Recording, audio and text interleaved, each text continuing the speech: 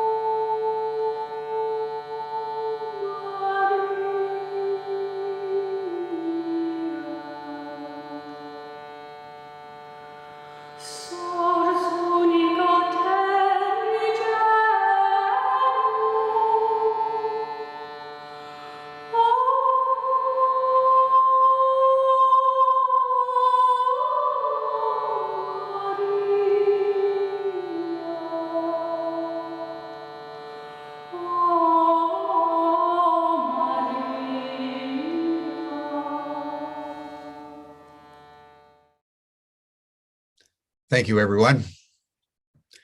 And now, Georg, if you'll play the trailer, that will commence our program, at the conclusion of which I'll introduce our moderator.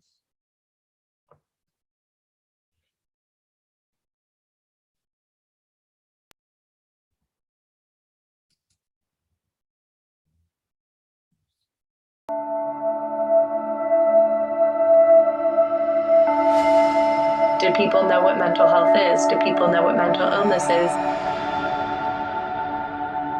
Every single one of you in here that's battling, every one of you that feels like you're alone, every one of you who feels like nobody understands you, how many of you relate to what I'm talking about? Raise your hand. There should be some kind of a system that talks about mental health problems in schools, like in lessons, just anywhere really. They're having to deal with a lot of very, very ill people rather than it being more about prevention. Youth mental health, it's the same story everywhere I go. I want to get to the root of it and to really figure out the why from the mouth and the stories of young people. I can sometimes feel a panic attack. Like I woke up this morning and I knew for a fact I was going to have a panic attack. I'm taking this because I think if I look in my face, it'll calm me down.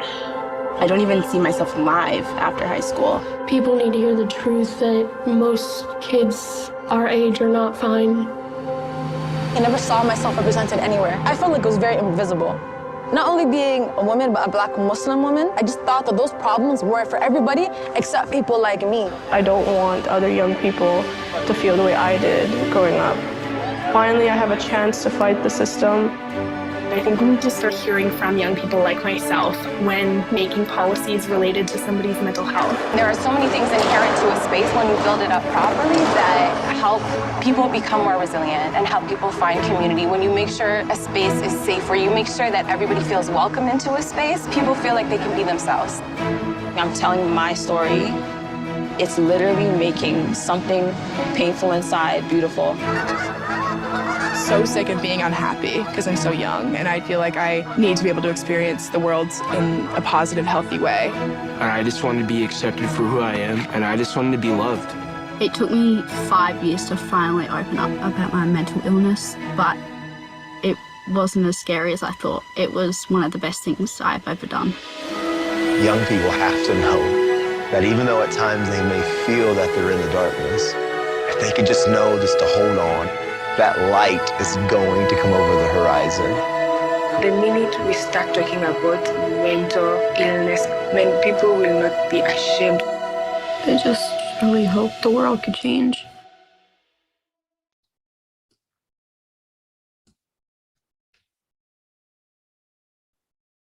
Thank you, everyone.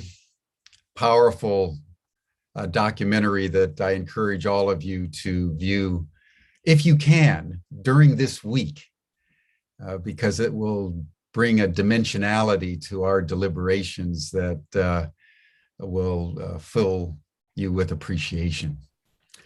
I want to now introduce Michaela Harley. She is a youth activist in all these matters. She was involved with the mental health and substance use system. She also works for Frame and has dedicated her life to empowering young people around the world to take control of their lives, to work through these mental and psychological and emotional challenges in a way that is empowering to both themselves, but also to their families and to the community of young people with which they're in association. So Michaela, I want to thank you for everything that you've done in your very short, dynamic life, and welcome you to Humanity Rising. And I turn the program now over to you. Wonderful. Thank you so much, Jim. What a beautiful welcoming. I want to take a moment to welcome everyone. And as mentioned, my name is Michaela Harley. I'm calling in from Cornwall, Ontario, which is located on the unceded territory of the Haudenosaunee, Mohawk, and Huron-Wendat. I'm grateful to be here and grateful to share this space with you. As Jim had already kindly mentioned, I'm a youth who has been impacted personally by mental health, as someone who's accessed the system, as someone who supported my father with his mental health and addiction challenges, you know, as a student in this world and as a professional in the field. So I'm really beyond excited to be here, to share the space, to engage in reflections. It's going to be a really phenomenal week. As mentioned, throughout this 5-day event, we will have a variety of keynotes, panel discussions, partner events that will focus on building connections and leading change. Today, we will be focusing on the state of global youth mental health. Then tomorrow, the topic is belonging and community, all around creating safer spaces. Moving right along on Wednesday, the focus is on gender and questioning. Following this, on Thursday, there will be important conversations around environmental anxiety as it relates to youth mental health. Then to close this week, we will be talking about parenting and youth mental health on Friday. We hope to see you there at all of the events throughout the week. Trust me, this is not something that you want to miss, but as a reminder, if you do miss a session, not to worry. It's my understanding that they are recorded for reviewing later, so you will have access. But let's dive in. So today we are focused on a critical conversation about the state of global youth mental health. In this discussion, we have leaders in the youth mental health space speaking up, and it is time to listen. As you may already know, the world has alarmingly and increasingly have these increased rates of youth anxiety, depression, and suicide. And youth mental health and the contributing factors have become a real crisis, one that I've experienced both as a youth who struggled and as a caregiver. With this in mind, today's session sets the stage for the week, touching on some of the contributing factors and potential solutions in support of youth mental health globally. You can find out more online, but I will begin with some brief introductions on the amazing folks joining us today. So to start, we have the wonderful Angel Richards, who is a singer-songwriter from Ajax, Ontario, Canada. Let me give you a bit of background. Angel decided when she turned 18 that she needed to make her mental health a top priority. After years of suffering with depression and anxiety and learning how to cope with past traumas, she now uses her music as a way to escape and to heal and to inspire others. Angel is currently studying social work, and her aim is to learn how to help those in crisis through shedding more light on the reality of living with a mental illness. Next, we're also sharing space with Finity Royal, who is a medical student and international mountain runner passionate about creating change within the healthcare system so that young people have the absolute best chance of reaching their potential. Finty is one of the youth in the film, connecting the dots, and who has the hope that more young people can be empowered to talk about mental health. We're also joined by Noemi Weiss, who is an award-winning writer, director, and producer, and who has spent over 20 years telling stories on the big and small screens, including, but not limited to, Connecting the Dots, the trailer we just watched. Fun fact, she has been honored with an invitation to meet Pope Francis at the Vatican in recognition of the impact her films have created globally in communities. We're also joined by the lovely Donna Volpita, an outstanding individual with many global roles, including being the founder and education director of Pathways to Empower. In her role, Donna makes the brain science of building resiliency, fostering mental wellness, and developing leadership easy to understand and easy to apply. And finally, we are also joined by Tom Eddington, who's the author, executive coach, and business advisor, as well as executive producer of Connecting the Dots. As a scholar of conscious leadership, he is passionate about bringing more conscious leadership into the world, what she does through his coaching and advisory work, film and media projects, and board positions. Okay, so as you can see, we have an amazing panel lined up today, and thank you everyone on the panel for dedicating your time to this. Let's jump right in. And first, Donna, I wonder if you would feel comfortable sharing a little bit more about the work that you do to set the stage. I would love to. Thank you so much. And thank you all for inviting me to participate in this. This is, an area of passion for me. I've been talking about mental health for a very long time.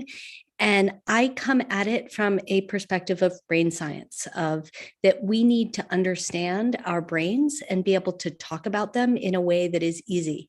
I'm an educator by trade. I was a teacher for many years working with youth, and realized when I had kids of my own that I did not know much about the brain, that I had a doctoral degree in education and not one class on brain science.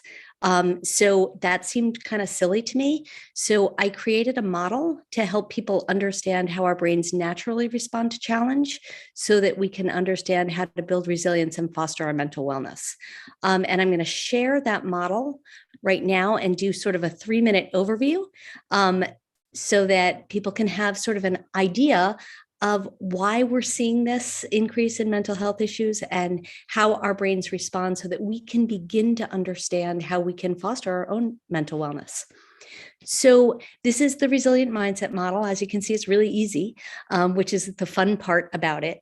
There are 3 parts to the model. The first is the 4S framework, or the 4 S's of resilience that you can see in the dragonfly's wings, We say that our resilience is our response to any challenge, good, bad, big, or small. And that resilience is based on the way we think about these 4 S's. So self, who am I? What do I stand for? What are my strengths and weaknesses? Everything I think about myself. The second is situation. How do I take that challenge and put it into perspective and break it down into its doable parts? Third is supports. Who and what do I go to for help if I'm having problems handling that challenge? And finally, strategies. What are the things that I do to handle that challenge? The interesting part is that the reality of those 4 S's doesn't really matter. It has to do with the brain pathways that we've created around them. So I could have 50 supports to go to, but if I don't think I have those supports, I won't access them, so they don't matter. So the good news about that is that we can use these 4 S's as a framework to prepare for, handle, and reflect on any challenge, good, bad, big, or small. And the way our brains work is that every time we do that, we're actually proactively building more resilient brain pathways. So if I'm working with a kid on the playground and he's trying to get across the monkey bars, I can use these as a framework to help. And instead of doing things for our kids, we can actually say to them, you know what? What are the supports you can go to? What are the strategies? Is your strategy working? It's not. Do you have another one? Is there somebody else you can ask for help? What did you learn about yourself through this? And when we do that scaffolding, we're literally firing neurons in the brain that are building more resilient brain pathways. So the second part of the model is the 4 characters. And they help us understand how our brain is wired to respond to those challenges. So we think of decisions that we make as good versus bad, but actually our brains don't think that way. Our brains don't think in good, bad. Our brains think in long-term versus short-term. So there's a part of our brain that's represented by the ant that's in charge of our long-term decisions. Things like putting money in the bank, going to the doctor, studying for the test, finishing that project, the things we don't really feel like doing right now, but we do them because they'll benefit us in the long run. The ant holds the tools of a healthy brain. When we have these tools in place, we are better able to make those long-term decisions when they'll benefit us, and we're better able to foster our mental wellness. So these are the things that help us to keep our mental wellness in check. The grasshopper represents the limbic system. That's the part of our brain in charge of the here and now. Grasshopper doesn't really care if you put money in the bank or finish that project. Kind of wants to eat Cheetos and watch Netflix. So we all understand that grasshopper, that I want to do it now. It's the part of the brain that when Netflix says your next one starts in 3, 2, 1, your grasshopper saying, yeah, we can do that. We can do one more. It's all right. So all of those social media companies, Netflix and the YouTube, all of those understand this. That's why they have that 3, 2, 1. So the grasshopper's in charge of the here and now, always looking out for reward, but is also in charge of our survival. So it's where we get a lot of neurochemicals. We say that neurochemicals are like text messages that drive our behavior. It tells our brain what to do. And so when we see a car coming towards us, we get a burst of cortisol and we get a burst of adrenaline that gets us out of the way. So this is the grasshopper going into fight, flight, or freeze. If we didn't do that, we'd never get out of the way of that oncoming car. So the grasshopper's in charge of our survival. Grasshopper also gets neurochemicals when we work really hard towards a goal and we struggle and we work and we finally succeed and we get that yes feeling. So we get a burst of things like serotonin, oxytocin, dopamine that are really important for the health of the brain. So we always say that this version of the grasshopper represents the fact that self-esteem isn't a gift we can give someone. It's a neurochemical response we rob them of when we don't let them struggle towards success. So it's really important that we get those opportunities to work hard and struggle. One of the things is our society right now is very much about let's get it now, let's do it immediately. So we don't get that struggle as much. So that's important to recognize. The glowworm represents the amygdala. Our brain's main job is survival. So there's a part of our brain always on the lookout for threat. That's the glowworm. When the glowworm sees that car coming towards us, it's its job to go red alert, switch control of the brain from the ant to the grasshopper, go into fight, flight, or freeze, and get us out of the way of the oncoming car. What a lot of people don't realize is that the glowworm responds the same way to social threats as it does to physical threats. So the third part of the model is at the bottom, reacts, which is an acronym for the social threats to the brain. So just like that car coming towards us made the glowworm go red alert, if we have a threat to respect, equity, alliances, control, territory, or similarity, our brain will also go red alert, switch control of the brain from the ant to the grasshopper, put us into fight, flight, or freeze, and we say and do things that aren't necessarily in our best long-term interest. The dragonfly's job is override, understanding what's happening and being able to say, you know what? We don't need to go fight, flight, or freeze. We got this. We have these 4 S's in place. We know how to handle this situation. We often say that fight, flight, or freeze roughly translates to violence, anxiety, and depression. The opposite of those is action, is knowing how to handle the situation, is having those 4 S's so that we feel like we have that control and we can handle that situation. So as you can see, this is a lot of brain science in something that is very relatable. So what we think is most powerful about this model is that it gives people a very non-judgmental language to talk about what's happening. My favorite story is when my youngest was 6 when I was developing the model. And one day I was mad at him, he was mad at me. And I went to talk to him and he said, "Mom, I can't talk to you right now. I'm in grasshopper mode." And it's a very non-judgmental way to be able to understand what is happening and why we're responding the way we are. One of the things, last thing I want to point out is that control is often a trigger associated with trauma. And we've all just gone through the pandemic. And so a lot of what's happening, control has become a much greater trigger for a lot of us, because when we experience trauma, the glowworm gets stronger and the dragonfly gets weaker. It's just a natural response to the brain because we want to be able to remember this, because the main job of the brain is survival. So a lot of the way we're responding is because our grasshopper has been triggered so much and our glowworm has been triggered so much that it is stronger and our dragonflies are getting weaker. All right, I'm going to stop sharing. So sorry that was long-winded, but it's a lot of background for this discussion. Mm-hmm. Absolutely. Donna, thank you so much for sharing all of that. As someone who's studied neuroscience in university, freaking out over this, I'm excited to deep dive personally more into it. It's incredible. As you were speaking about the resilience mindset model and the 4 S's, I heard themes of brain pathways and neurotransmitters, empowerment, mental wellness, and the importance of struggling to build that resiliency, among other things, all critical in the conversation about the state of global youth mental health. I have to say, I also really loved the use of dragonflies and glowworms and grasshoppers and ants as visuals to help understand the model.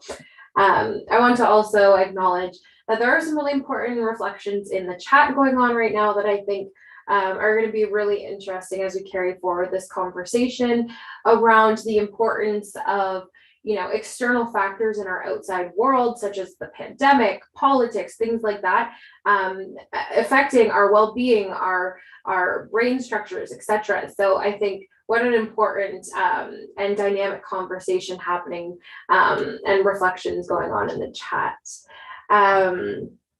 To our other panelists, I would be really curious if anyone has any reflections relating to the work that Donna has shared, the model, the components, as it relates to your own stories or your own work.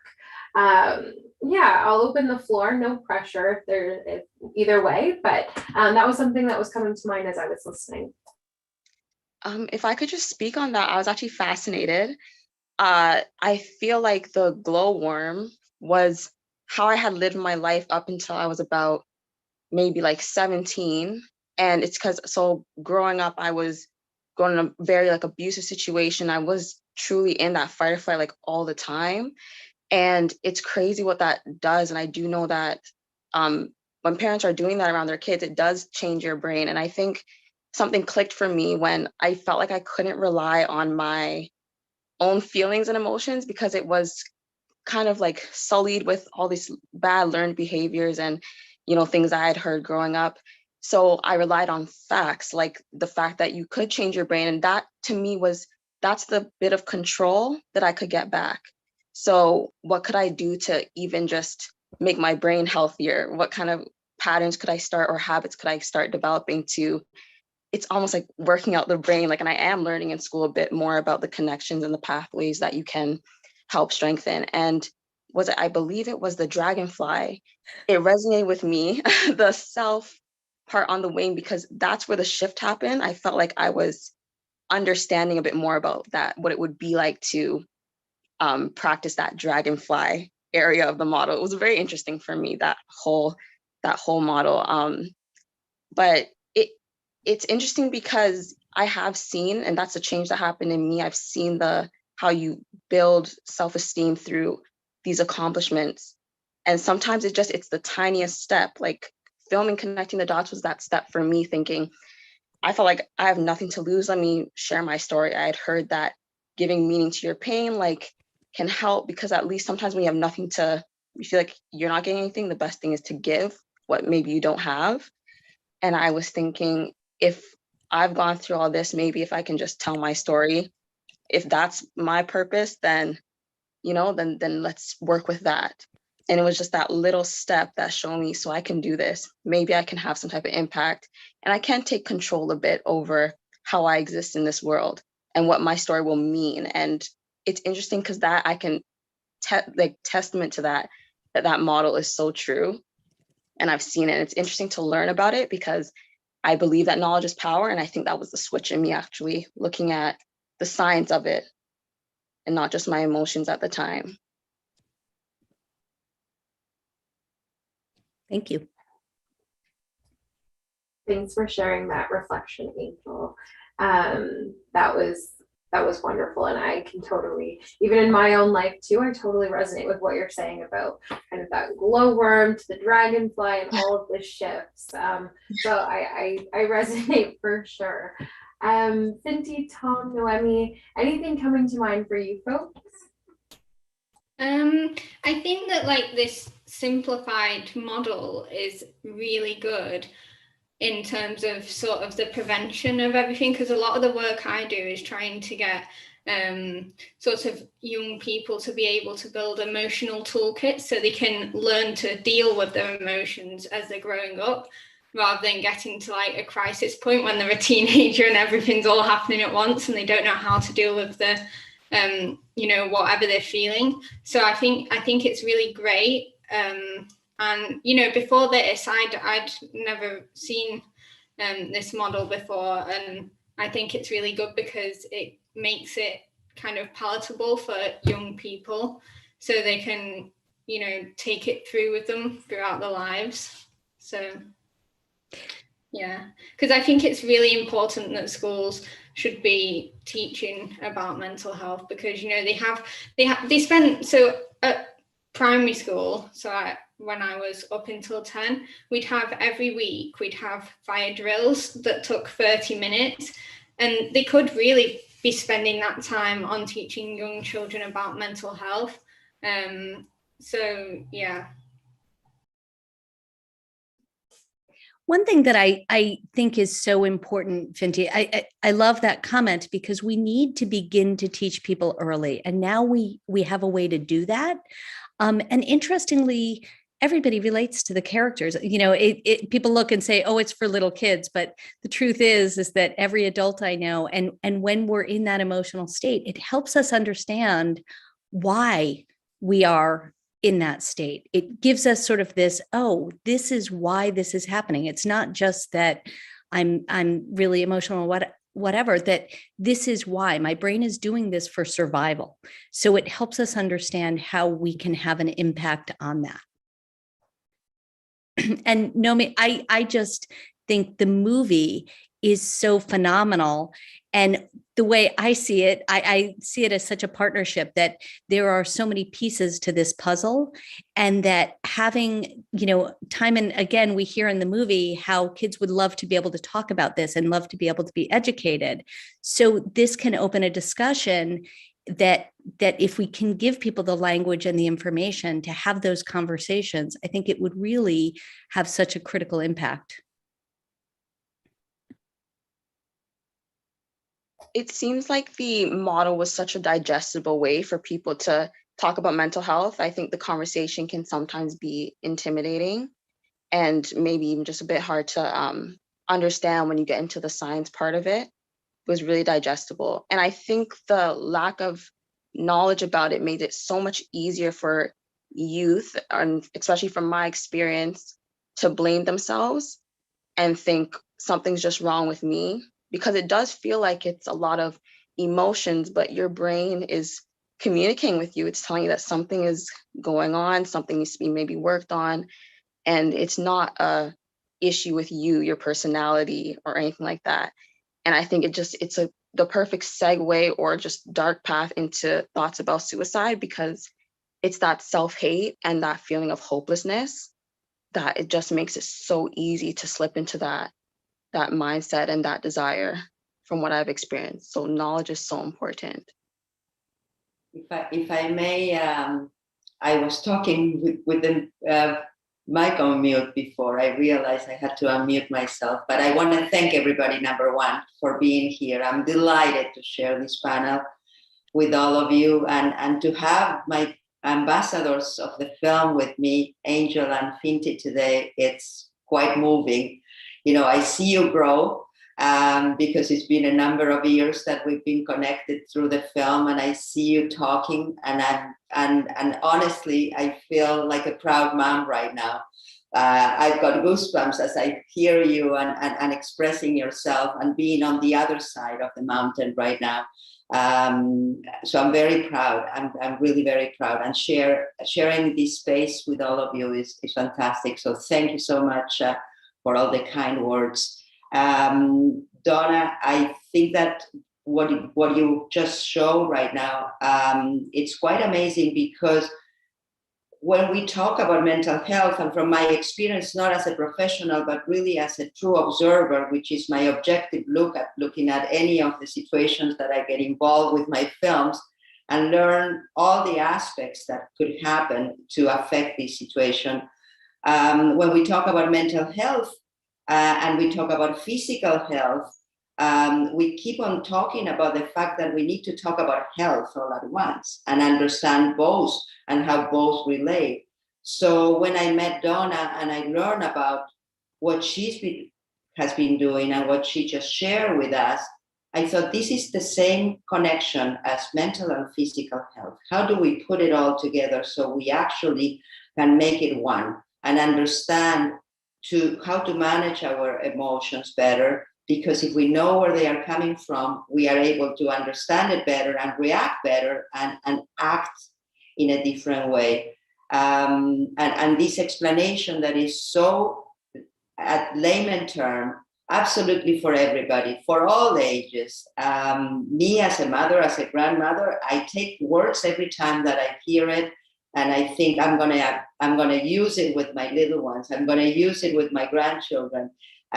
We don't learn, and I'm going to use it with myself as well. I think that there's a lot of self-reflection that goes into all of this. With the young people, as the main mission of the film is that we don't talk about them without them.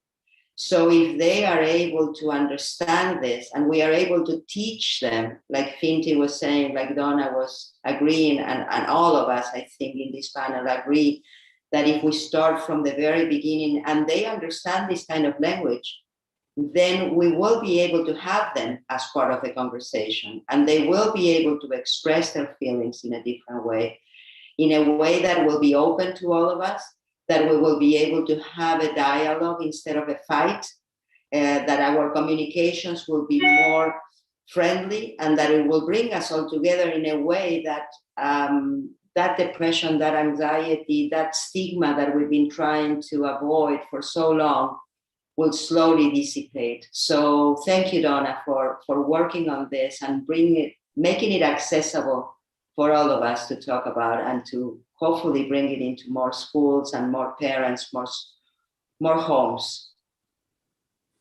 I'd like to just jump in and pick up on what Nomi was just sharing, but also Finty's comment. And so, there's been a fundamental lack of understanding about mental health, and there's been the stigma around it. And for me, getting involved in the film was to help remove the stigma and the power of the film, especially through the voices of the youth who were in the film. But, picking up on Finty's comment, we do the fire drills and, all of the time spent on the fire drills, which is about the physical safety of the children. But there's never been that awareness and concern about the mental health of our youth.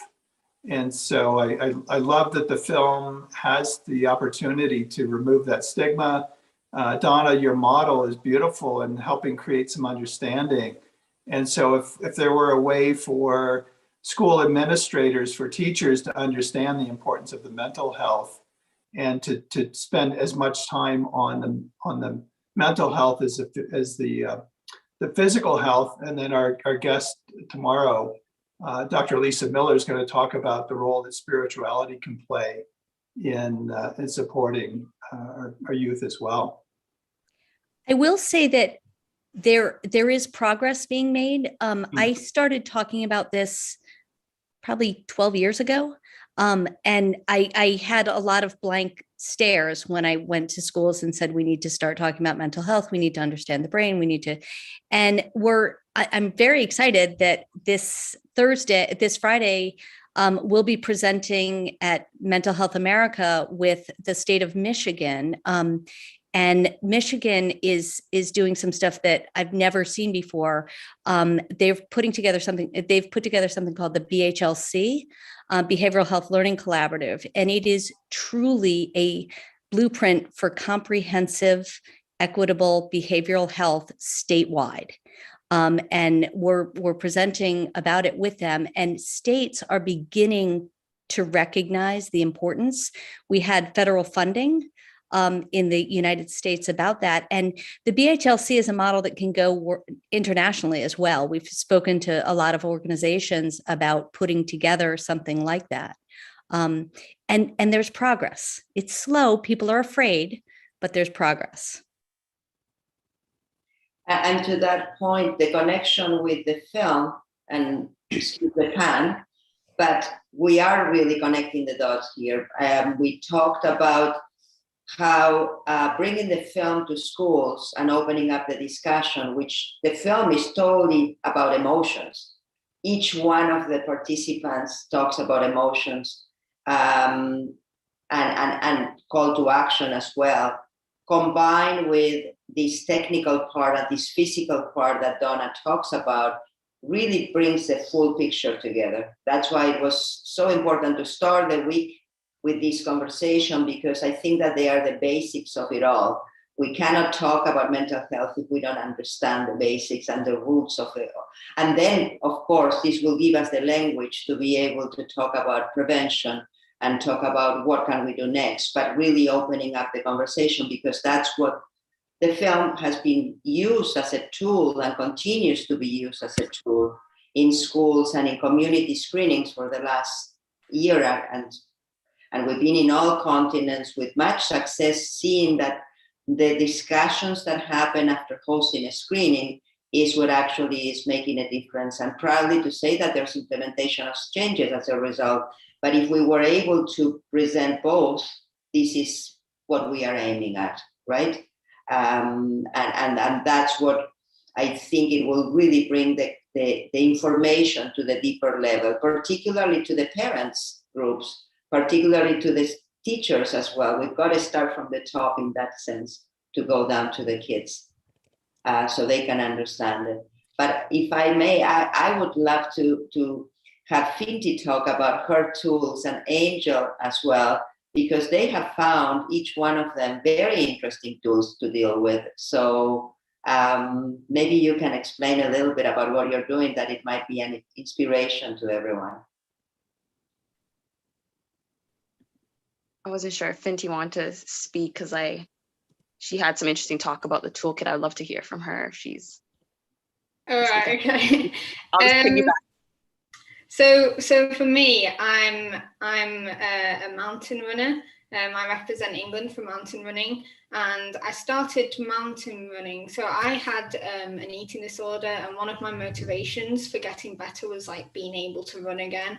And then I found fell running or mountain running, and I feel like it's something that just really grounds me, because I have this whole analogy about mountain climbing, because like when I'm at the start, you see this mountain in front of you and it's this massive big thing that's overwhelming to look up at, but then to overcome it, I just stay in the present moment and kind of just take one step at a time, because as long as I keep moving, I'm going to get there eventually, like even if I'm really slow.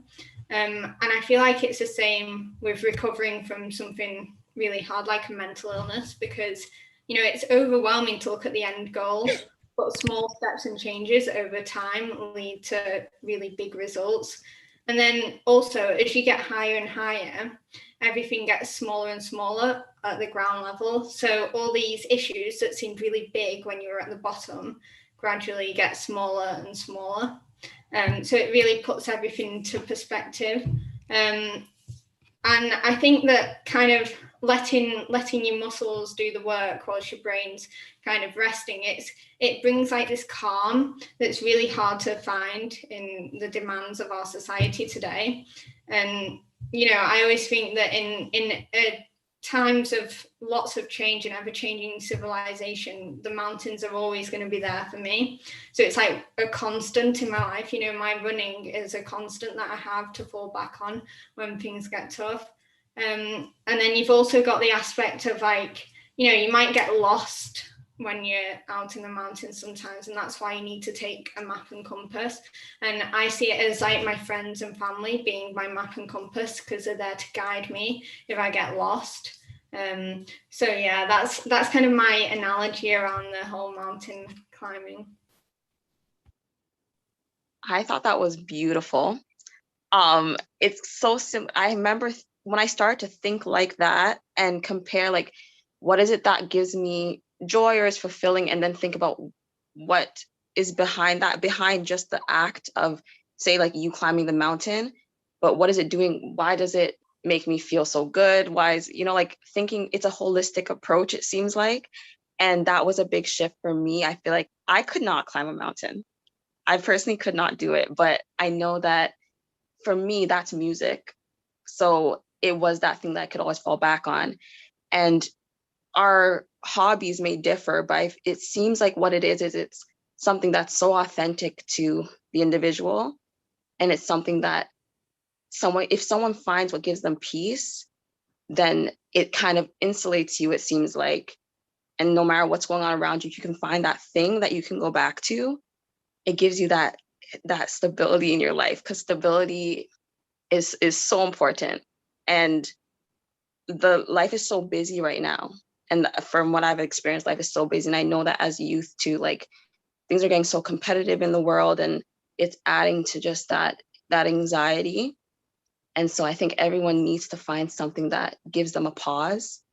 And it's interesting with the mountain climbing, a takeaway I get from you sharing that is like a reminder that physical health is so important too. Even exercising, even if it's not mountain climbing, exercising so good for it will change the way you feel. And it's not just mental and then physical, it's together. Your brain is a part of your body at the end of the day, and it's so connected. And I always say that mental health is just as important as physical health, and they are so much more connected than I think we ever recognized before.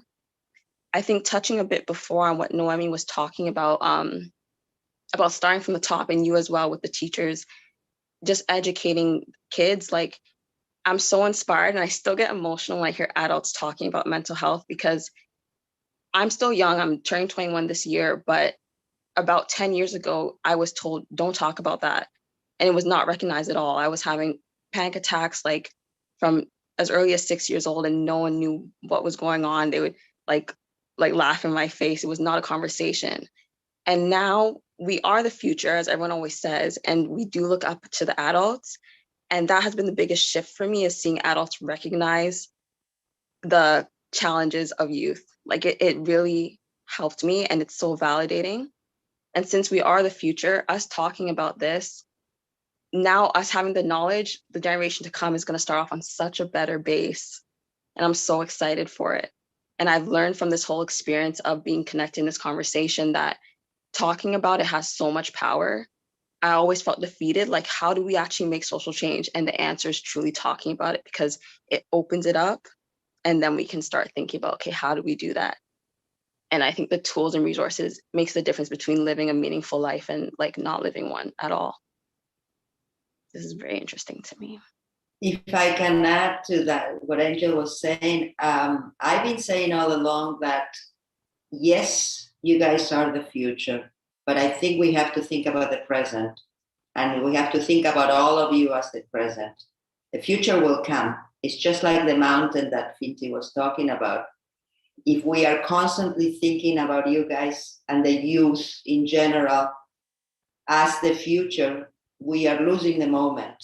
And we've got to think about you all as the present. You have to be part of the conversation. We should not be talking about you without you. You should be part of that conversation at any given moment, anywhere in the world. So consider yourselves that. And that's why talking about it. And sorry, that's my phone connected to my computer and I couldn't stop it. So thinking about you in the moment and being part of this is why we are having this type of conversations. That's what the film mission has been part of and continues to be part of it. Let's talk about it together, and let's not make any decisions without you. That's what validates you. But in order to do that, we need the tools to be educated. And what Donna is doing is educating the parents who might not understand, the teachers who might not understand, and the young kids too, that might not understand what's happening to them, and then grow as young adults in a better way. I think that's so awesome. And I think this film is a fantastic way to begin that conversation and then have the tools to continue it with understanding what's happening. One of the things, and I love saying that, yes, youth are the future, but we need to deal with this now. We've got to start this. We've got to start these conversations. We've got, it is unfortunately incredibly predictable, the increase in violence that we're seeing. And one of the things that I like to say to people is that just like being over 65 or being older is a risk factor for the physical health ailments of COVID, being an adolescent, by virtue of where they are in brain development, puts them at greater risk for mental health issues associated with COVID, because everything about COVID and our response went against what is necessary for the adolescent brain. And I have 4 adolescents right now. So through COVID, I kept saying to my husband, whose idea was it to have 4 teenagers? Because my oldest just turned 20. And throughout, I've often said to them, we have to look at the different layers. We've got the genetic aspect. We've got the trauma aspect in terms of experiences that you have. We've got the idea of being an adolescent. And by virtue of where you are, that's such a traumatic time. It's up and down. It's a very difficult time for the brain because it's going through such a transformation. And then you've got the idea of doing that during COVID. There's so much that we can understand about people's responses. And there was a comment in the chat that said, we also have to look at some of this is a natural response to what has happened. And we've pathologize it, or whatever that word is. And we can't do that. We have to recognize that this is the way we are wired to respond because we want to survive. Donna, could you talk about what you're seeing in the classroom when youth are shared, the model is shared in the classroom. And Angel and Fenty, I'd love to hear what the experience was like for you when you participated in the film, and how it affected the way you saw yourself and how it affected your relationships with your classmates. So we launched our organization in January of 2020, and our first thing that we did was create a guidebook for teaching mental health literacy, and I presented that for the first time on March 6th of 2020. So everything shut down right after that conference. So we switched to online programming, and our first program was a college course called Thriving Through College, and it was an online course that the head of health and wellness at SUNY Oswego came to us and said, would you create a course for my students? And we're like, sure, we'll do that. She offered it. It wasn't required. It was offered in the fall of 2020. So when everything was online and nobody wanted to go to their computer again, she offered this as an additional course.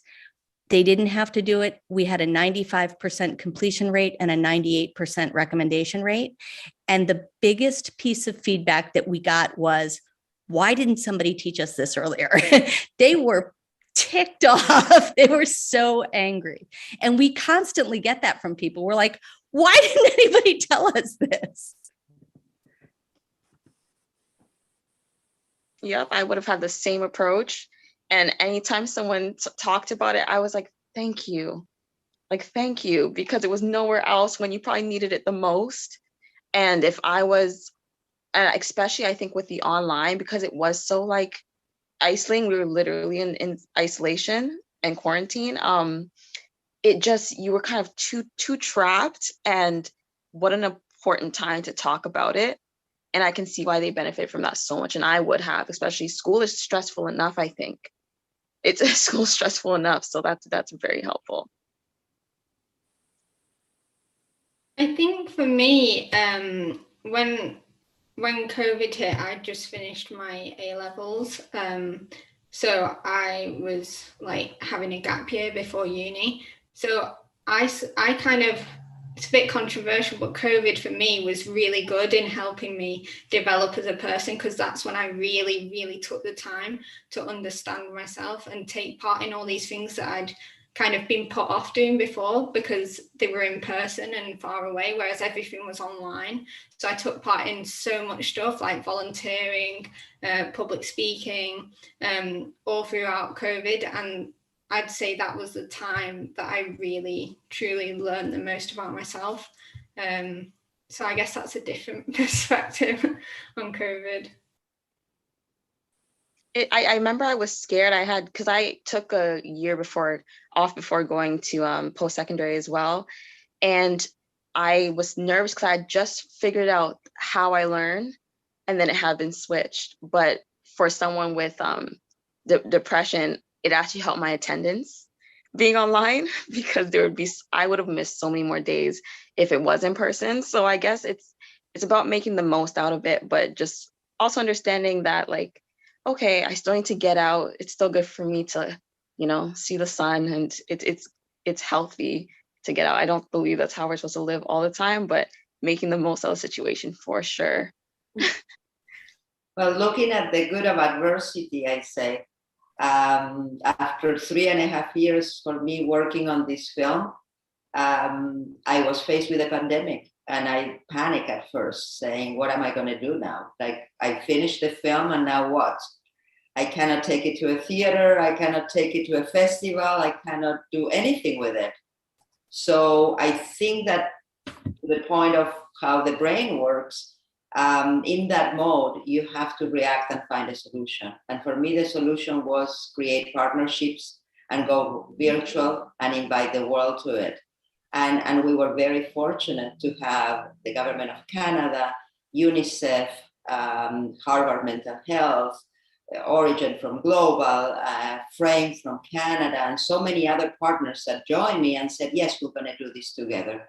Mm-hmm. So we reached over 50 countries when we launched the film, and I would never have been able to do it if I was under normal circumstances going into my Canadian premiere or my US premiere one at a time. That I think that it's very important to recognize how we can take the best out of each moment, right? And that's part of the anxiety, depression, and everything else that we go through on a daily basis. What do we do to be able to overcome? And what's that resilience that you were talking about, Donna, as well? How our brain functions to say in this moment, I have to come up with a solution right away. And we are very efficient as human beings. We do have a way to come through with this. And if there's people around us that are willing to help us, the better, because we do need a community. We cannot do it alone. We need to connect one another. We need to help one another. We need to support that initiative that someone would have and validate that. Of course, because I had to be validated. I mean, it was not that easy. I'm saying I got all these partners. No, each one had to watch the film and make sure that it was okay with their mandate, was okay with their mission, was okay with everything else, and pass that test. So you could think, no, it was easy. She went and no, nothing was easy. Everything had a step, and you have to follow that, and you have to learn from that. That yes, you have patience, you sit back, you've done the best that you could, and now let's the other decide, and hopefully they can join you. They can join you in that dream that you have, because that's what I do. I produce dreams. If they join me in my dream, then they will support everyone who trusted me with those stories in this particular case. So I think that is that community feeling that is what we need, and that connection of everything. Nothing is independent, not the physical, not the mental, not us alone. Is all of it, right? It's a group. Mm-hmm. Absolutely. And I've appreciated all of these reflections thus far. And I really resonate with also bringing COVID, the context of COVID into this conversation, because I think that has truly transformed our life, transformed mental health, substance use as well. And I would be curious to know from folks who had participated in the film, what back whenever it was first being created, what were the motivations to make the film, or what prompted you to participate in the film? And when COVID hit, and we were seeing, the crisis that was always there, but more in the forefront with COVID, did it kind of further resonate your either, motivation to make the film or motivation to participate? I will let the girls talk first. Oh, I was going to say, ironically enough, I think even though it was released during the pandemic, it was almost like perfect timing. I feel like it created the perfect floor for that film to be released, actually, because I feel like more than ever, everybody could relate to it. But I remember what prompted me to participate is that, honestly, I was at an all-time low, and I had just started working on acceptance, because I feel like that's the number one. You have to accept, because you can't change what you don't acknowledge. And I was learning about that. So I was performing with this charity, and I honestly was still struggling with that, because music is it's very emotionally charged for me. And they had asked me about, would you want to participate in this? And honestly, I didn't really even understand truly what it was. I didn't understand the gravity of what I was walking into, but I was like, yeah, because I had started understanding that I should share my story. If there's nothing else, at the time, it felt like if there's nothing else I have to live for, let's just do this. Maybe if it'll help somebody else. So that was my motivation for joining it. Turns out it was an amazing move that changed my life. But I also, before I forget, I want to mention, it seemed like even overcome this pandemic, and hopefully we can all take this away from it, that is evidence. And I guess scientifically it would be talking about resilience and building that self-esteem, but overcoming things, even just little things, it kind of gives you evidence. Like when you feel like you can't make it through the day, you can kind of look back and say, well, I made it through a pandemic. Or for me, it's kind of started with little things like, well, I did get up and even wash that dish if that's all I could do that day. And it's evidence. And it if you think that's just where you're going to plateau, you're just accepting it, because it's not true. but accepting that maybe this is all I can do, and then turns out you can do more and more. So it was, even doing that film was evidence to me actually that okay, I can have some agency in my life. Someone wrote in the chat about agency, and I thought it was so true. And those things proved to me actually that I can have some control here.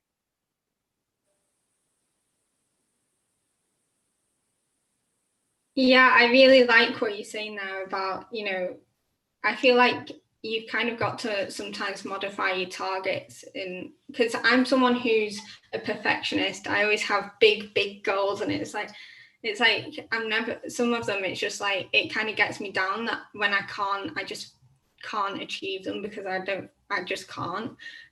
So it's kind of about modifying your goals day to day based on how you feel. But yeah, in terms of the documentary, I got involved because I was a volunteer on 7 Cups of Tea, like the helpline, and I don't know, I think I just got asked whether I wanted to be part of this documentary, and I was like, well, why not? So yeah, that's how I got involved.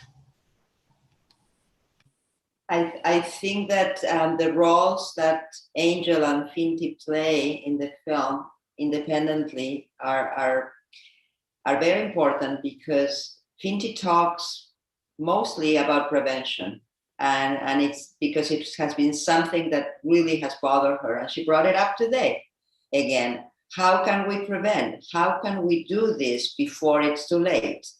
And I think it's important that we touch on that point for a moment when Donna is talking about the violence that we are having. We just experienced the horrible news in the United States about the mass shooting in the school. And all the news have been about gun control. And very little news have talked about mental health. We are not justifying the action of this young man going in and killing all these innocent children and teachers and his grandmother. But yes, we have to recognize that there was a serious mental health behind it. And that if the system would have been there, if the knowledge would have been there to prevent it, I think that we could have saved a lot of lives. So Finty, in her delivery and her statements and her testimonies in the film, on a regular basis has talked about prevention. This is one of the big things in the film that we want to bring forward. We have several versions of the film, and one of them is the international version, where we have a scene in Brazil where a school participated because they had lost 2 lives to suicide within a period of 2 weeks. The reason that they participated in the film was to inspire others not to have to be reactive, but to be proactive. And I think that's extremely important in everything that we do.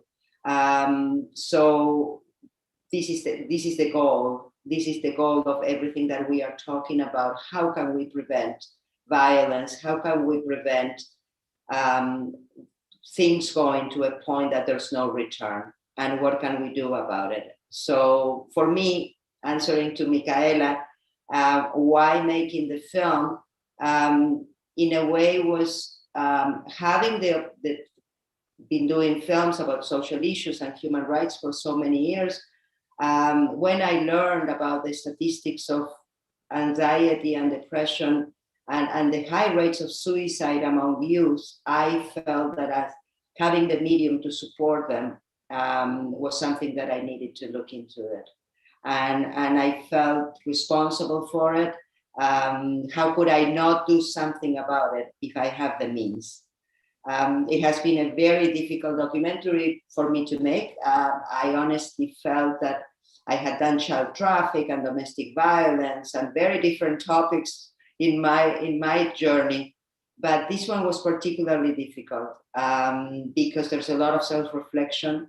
There's a lot of difficulty. I'm not a mental health professional, and I talked to more than 300 young people from around the world, taking all the stories over the visual diaries that we have in the film on a regular basis. Was not an easy task.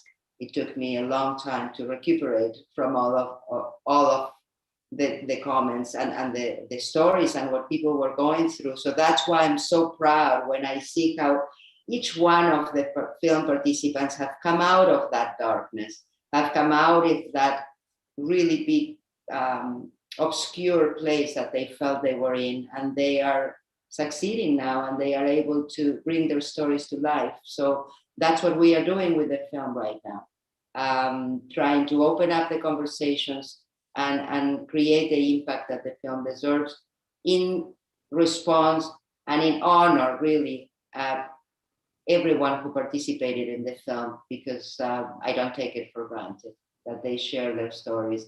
And Angel, with her music, she continues to put her music out, and it's just beautiful to see the transformation. So I'm so pleased. I think for me, getting involved in the film, each of us, if we go out and we buy something in the store, there's a label on it and it has the content, it has information. If we buy a product, it comes with an owner's manual. But each of us as human beings, we don't come into this world with an owner's manual. We don't come in with a set of instructions about how to live our life. And then as a parent of two children, I didn't get an owner's manual or any kind of instruction manual on how to raise my children. And as parents, we do the best we can. And both my children now, my son's 30 and my daughter's going to be 28 this year. They've turned out okay in spite of me as their parent. But we don't have that kind of information. So getting involved with the film and helping to bring this message, and particularly the voices of Angel and Finty and the other youth that were in the film, just makes it so powerful as a parent to understand a perspective. I remember being with my children in the car and just being quiet when they were there with their friends, because then for the first time I could actually hear them talking about what's on their mind, because they wouldn't necessarily want to share with me what they were experiencing. And so I just really appreciate Angel and Finty and the voice stories you brought to the film. Thank you. And I actually want to say that, I think education about this has also helped me to understand that my parents are growing as well. I think when you reach a certain age, you realize that regardless, that maybe it wasn't your fault if something, maybe she didn't mean that. For me, I had a struggle with my parents, right? And certain things, I'm like, maybe she didn't mean that she hated me. She was just sometimes she can get very anxious, and it was projecting. And because her generation did not have a lot of knowledge about it, she would just she didn't have a toolkit. It was very clear that a lot of people at that time did not have a toolkit. And it helped me to not internalize it as a child, as a daughter. And I like that. Even I told you that how much I appreciate adults talking about it, but it actually helps me for us to both be able to communicate our feelings. I feel like it creates a better relationship, and it makes it easier to grow up and realize that your parents are still growing and they have their own struggles as well. But I think the disconnect was when it wasn't being communicated. So I can handle as a daughter that my parents might be struggling with something, but if it's not communicated, the impact that parents have on a child is so heavy. And if it's not communicated, then I'm thinking that it has something to do with me. So that has been a big shift as well. I don't know. I'm curious to know if you've noticed that, if you've started talking and you've noticed maybe a shift. I'm curious to know. You're asking me? Yeah, I'm curious to know if you noticed a shift since maybe talking about those things or communication wise. Yeah, I mean, it certainly has helped that as my kids have gotten older and they've been able to develop their own perspective on what it's like to be an adult. But for me, it's about trying to create a safe space for my kids to be able to share what's on their mind and what they're feeling. I can tell you it's incredibly hard. And I struggle with this stuff every day. Every single day I struggle with parenting, and my kids have had their struggles. We have, all those layers that I was talking about in terms of experiencing genetics, trauma, COVID, adolescence, and having the language to talk about it helps. But I can tell you it doesn't necessarily prevent issues from coming up. But what it does is it enables people to talk about it more. And, I have had, my children have asked for help. And they're, it's a struggle. It is incredibly hard to be a parent. And, we're coming into that, but it's hard. And I also wanted to pass along another tool that Angel, you reminded me of when you were talking about, some days you just, getting out of bed and washing that dish. There's Jane McGonigal has a TED Talk, and she called Super Better. I think it's Super Better. And she has a book called Super Better. And she was a video game designer, and she had a traumatic brain injury where she literally couldn't get out of bed and couldn't do anything that she liked, and became suicidal, and sort of decided that she was either going to end her life or she was going to create a video game out of her experience. And she couldn't do video games, but she basically took everything she knew about video games and applied it to her life, and has sort of a formula for how to do that called Super Better. And it's great because it's, forming allies and forming, everything to do with video game design, but within real life. What are the things that you can do? So that's a really great resource. Her YouTube video is great. Wonderful. And I see that the link was put in the chat. So thank you, Donna, for sharing that. Unfortunately, it is 12:16 now on my time. And we are going to go to our closing. But this has been phenomenal. I want to thank all the panelists and everyone for participating in the chat and being very engaged. There are still some questions around, hope and what do you think needs to change? And we've touched on that a lot, but I think as a bit of a call to action, I would encourage you all, among the other calls to action that we had chatted about today, to keep considering about the things that need to change. What gives you hope? And there is that after conversation where those conversations can continue to be asked. And to be pondered about. So I will pause there and pass it back to Jim for some closing remarks. Thank you, Michaela. Thank you all. This has been just splendid. And I want to just acknowledge and thank each of you for the contributions you've made. And I've been thinking, Nomi, about the timing of this film in relationship to the larger repression in almost every culture about mental and psychological and emotional dis-ease, for want of a better word. And I think, one of the services in a highly ironic way that COVID has made to our world is it stripped it all away and forced all of us to recognize that, we're all having mental issues here. We're all having psychological issues, just coping, so that the timing of your documentary could not be more synchronistic in a world that is finally having the courage to recognize that, we've got a problem, Houston. And the problem is getting worse, and the problem is global, and the problem is not going away. So I just wanted to bring that in as a comment, and I don't know whether you have any of you have any reflections on this, but it's like the documentary took the Band-Aid off.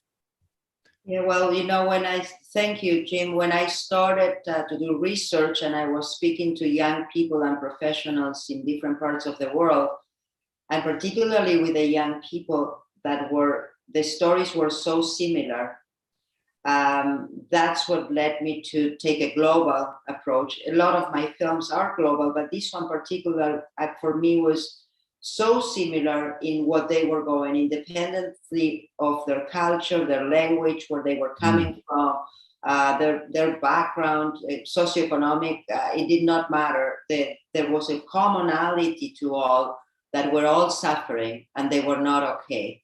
And that's what led me to take a global look at the situation, which was a very big undertaking. But I think it was worth it. And yes, maybe it was meant to be like this.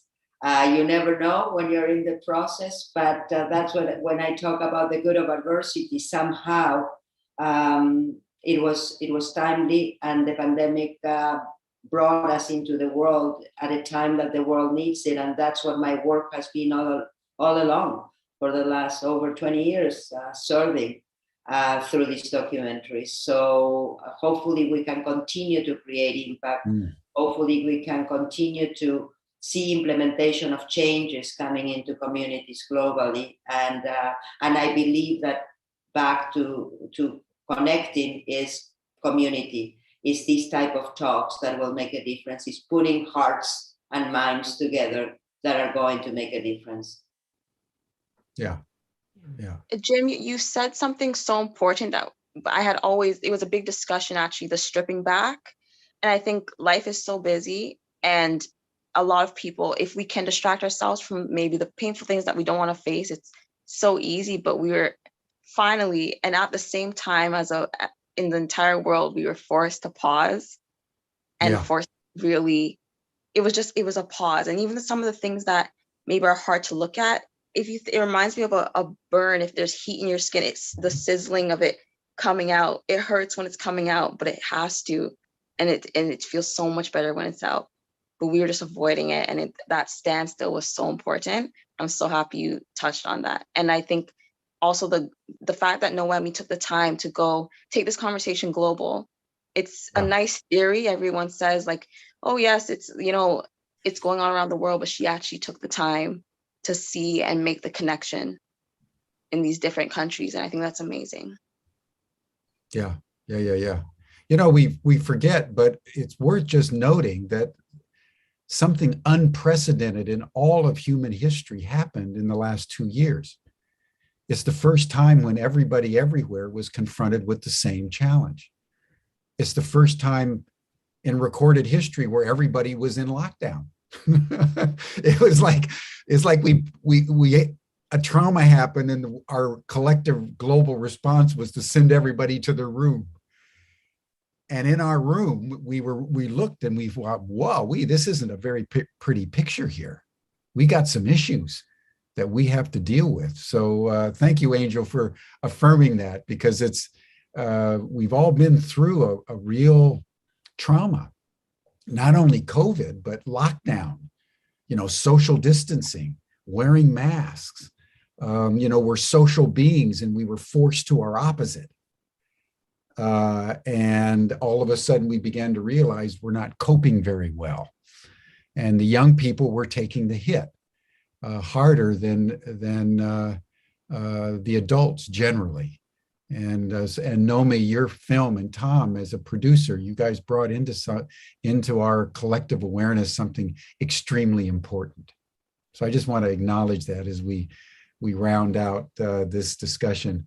But before we go, I just want to turn to you, Michaela. You're the one person, you've been moderating splendidly, but I would love to just hear from you as a young person. How did you,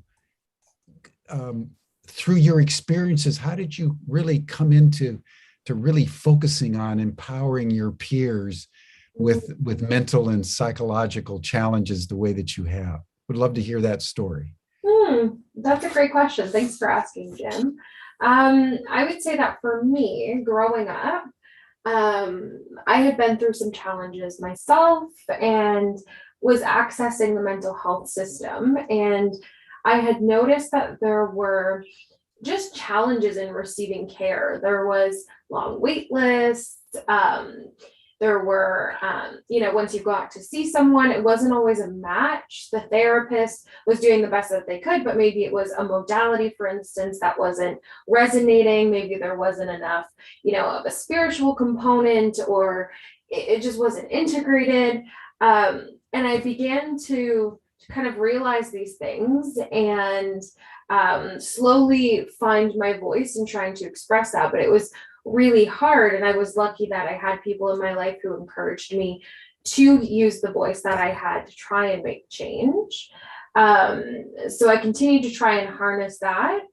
And that really propelled me into being an advocate for having young people and caregivers at the table where conversations or decisions are being made. Because at the end of the day, who knows stuff better than the people who are living it day in and day out? And that's not to say that, if it's a group of researchers around the table, that's not, top-notch knowledge. Of course it is. Those folks are going to school, they're researching, they're taking the time. But just as that's its own form of critical knowledge, it's just as critical to have those people who are actually experiencing it and going through something. So I think that engagement of young people is so important, which is why, I really loved the film Connecting the Dots. I've been a long time fan, and this event too, seeing, youth and caregivers and just a wide range of people being able to use their voice to shed light on a crisis is, I think, very important. So that's how I came to get involved, and thanks for asking, Jim. Sure. And then before we close, Michaela, just give us a heads up once again on what's going to take place tomorrow. Absolutely. So another session you're not going to want to miss. Tomorrow's topic is all about belonging and community. It's all about creating those safe spaces. And just a bit of context, you can find out more online, but we have a very high need for belonging and community as humans. We all need to feel safe, which requires that we be seen, that we're heard, that we're appreciated, and we need a connection to something larger than ourselves.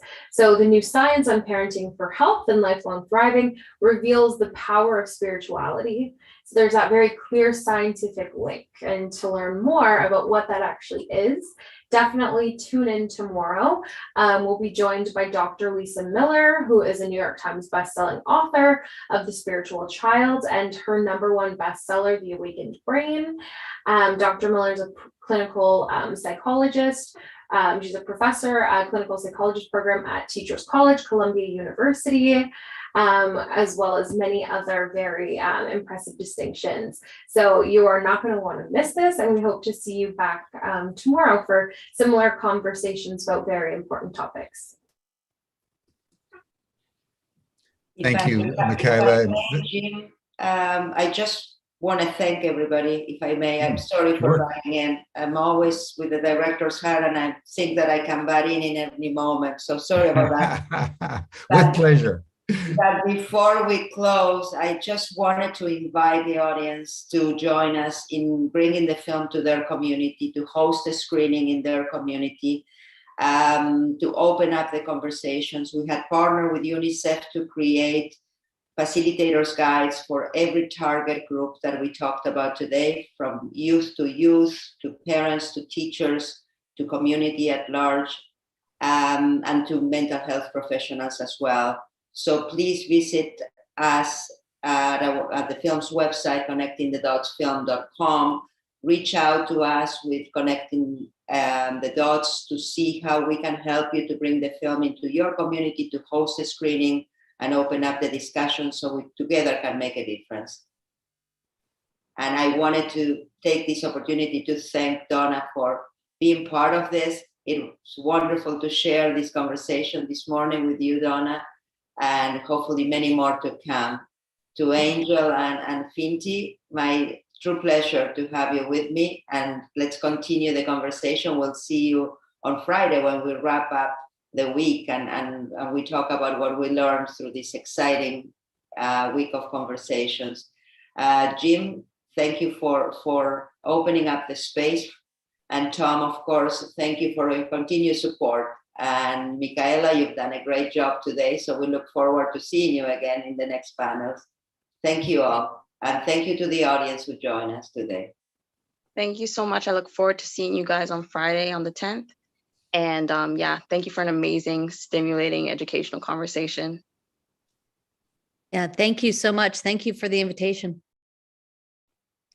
Thank you, everyone. Tom, any last word? Thank you, Jim.